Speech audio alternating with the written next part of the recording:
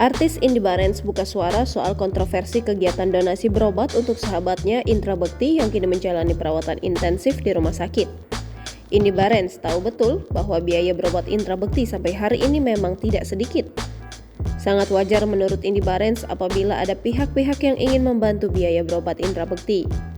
Indy Barens pun berharap pihak-pihak yang mengkritik donasi untuk Indra Bekti tidak perlu memperkeruh suasana.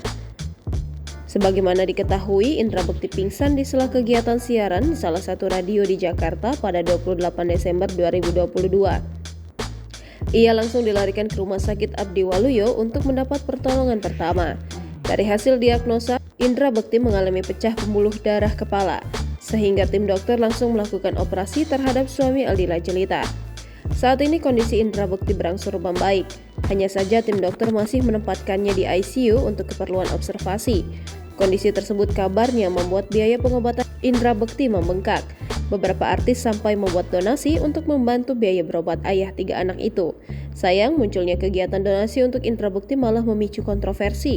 Banyak yang mempertanyakan peran keluarga di balik pengobatannya. Jangan lupa subscribe, share, komen, dan like ya!